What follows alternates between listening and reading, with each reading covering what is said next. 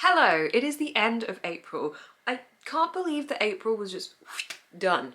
I know that we say that about every month, I know it's cliche, but genuinely, what happened to April? I didn't even think it was that busy in April, it just went fast. I've got a week off in the first week of May, so I feel like maybe it went fast because I was kind of waiting for that week off.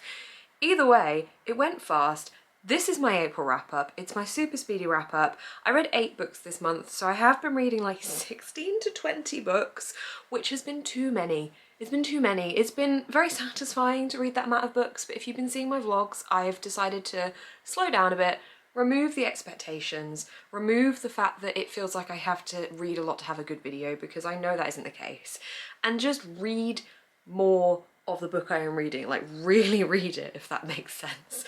So these 8 books I have really enjoyed reading, pretty much, most of them. One of them was pretty sad, but I'm going to show you what they are by throwing them at myself and telling you what I rated them. I've just realised pretty much all of the books here are overwhelmingly highly rated. One of them I was umming and ahhing between a rating, so I'll get to that one when we get to it, but generally it's been a very good month. First up, I read With Award by Hannah Matthewson. This is an alternate reality fantasy in which we see our main character being taken from the London that we know and being put into a London with magic-esque abilities, and she has the ability to be able to change form, to shapeshift, and she gets swept up in this whole thing that she's meant to be a part of that she has no idea about, and gets caught up in this whole entanglement of political intrigue and confusion and disarray. I really liked this. This reminded me of the kind of adventure I would have read as a kid or as a teen, and I thought it was very immersive. I want to read more from this series, and I gave this one 4 out of 5 stars. Also, the author doesn't live too far from me, which is kind of cool. Then I read Kindred by Octavia Butler. This follows Dana, who is living in her present day, which is the 1970s, and then she is thrown back completely unknowing why and unwillingly to the 1800s, where she is confused as a slave. Things get quite difficult for her. This is very up and down in terms of the fact that there is a lot of threat and then there is not a lot of threat. We see various different emotions, we see various different levels of danger here. I really enjoyed this one. I found it very compelling. I thought that there was a lot of emotion going on here because there was a lot of fear, but then there was also a lot of confusion and joy at times and love going around in this book.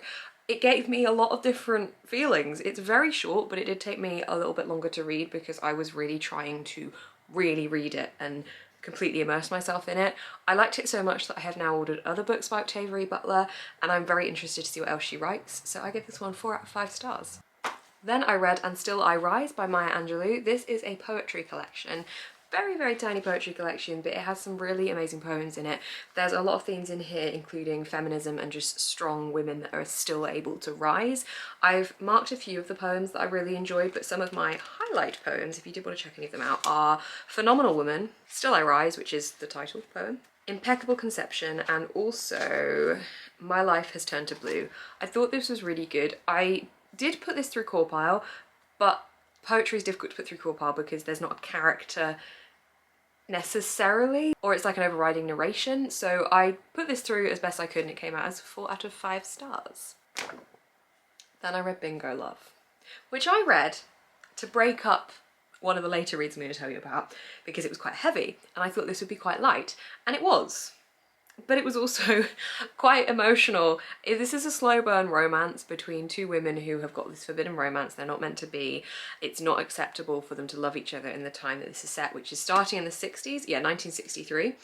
And it follows them throughout their lives as they have their families, and it broke me inside and healed me at the same time.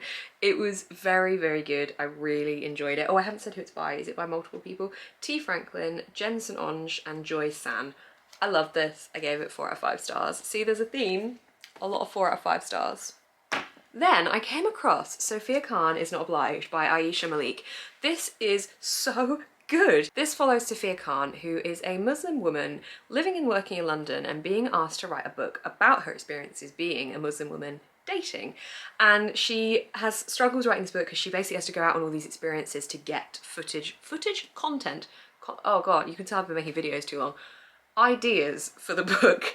So she has to go on all these different experiences, and it's about how she gets swept up in those and her own kind of story to find romance and the pressures on her to find a husband, the pressures on her by her society, and I adored it. I absolutely loved it. I gave this one 4 out of 5 stars. I don't know why none of these are quite hitting the 5-star, but I trust in Corpile. Corpile is a rating system created by G from Book Roast. If you search it in YouTube's top bar, CAWPILE, it comes up. But it came out as 4 out of 5 on that. I think maybe it was closer to 4.5, but man, I love this. It filled my heart with a lot of happiness, because I thought Sophia was such a good character. This has been described as a Muslim Bridget Jones, but I honestly think that sells it short, because I think there is so much more that this looks at. So yeah, if you want something that's contemporary, light, but also not light in places, pick this up, because it really made me very happy. I somehow have got a copy of Heartstopper Volume 4 by Alice Osman. I don't know how this happened. This book is not out yet. This book comes out in May, but I managed to get a copy. I pre-ordered it from WATERSTONES. It arrived. It just shipped, and it arrived this week. And I read it this week. I read it in a sitting, and I loved it. I loved it. This is the 4th instalment in Nick and Charlie's romance, and this one blew me away. They all do. It got 5 stars. I think they all have 5 stars from me. Maybe one of them might have 4 stars, but it just... so good. I always praise Alice Osman for her ability to write so much in such a short amount of pages.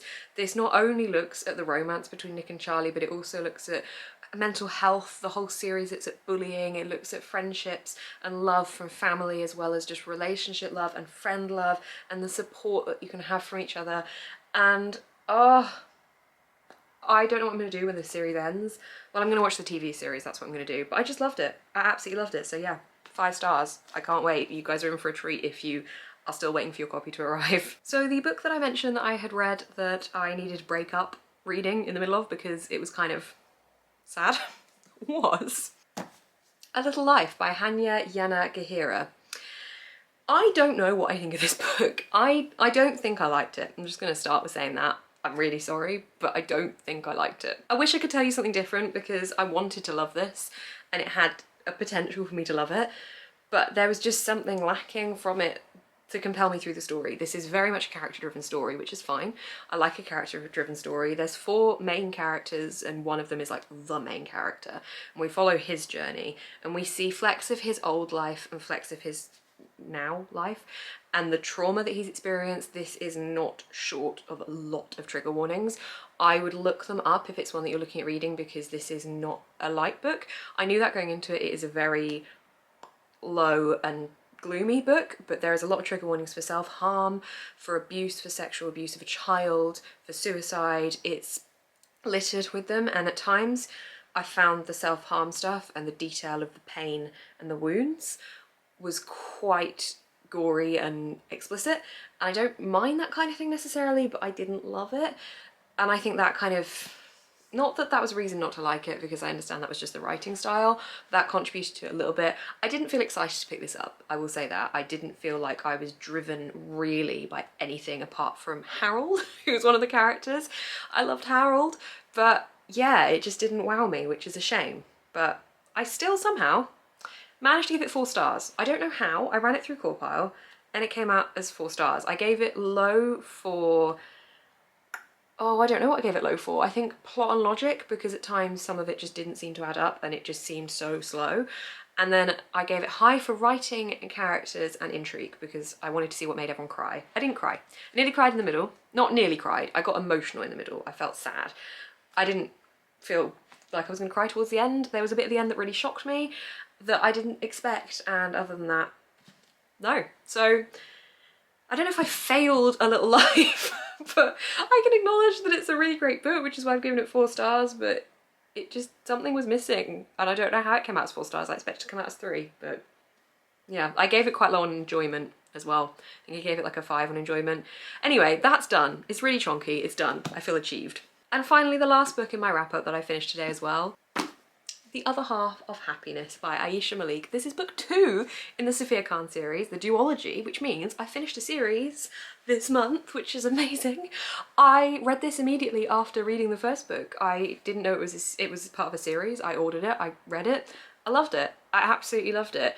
And I gave it 4 out of 5 stars. This, I'm not going to tell you what it's about specifically, but this follows Sophia Khan again and sees a different side of her life.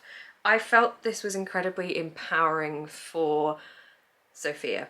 I can't say any more as to why because I don't want to give you any spoilers, but I really feel like she carved her own story, and there was a lot of hints to, well, not hints, there was a lot of feminist themes within this story, and I thought it was really, really good, and I loved it, and it's 4 out of 5 stars. I love this series. This author is fantastic, and I think everyone should go read that series. So yeah, if it's your kind of thing. So that was my April wrap up. I hope you guys enjoyed it. Let me know in the comments how many books you read in April, or what your favourite book was, what you disliked, what you thought of the books that I've read. If you're really excited to read Heartstopper because it was so good and I need everyone to read it. But thank you so much for watching. Please do give this video a thumbs up. As I said, you can comment down below. You can subscribe to see more of my face on your feed. And if you want any behind the scenes content, or if you just want to support me in any way, and you want to see more of my thoughts about these books, I do have a Patreon, which is linked down below. There's book clubs, there's fun stuff, there's a Discord, there's podcasts, there's all sorts of stuff, and that is all linked down below. But thank you guys so much for watching. Keep smiling and stay positive.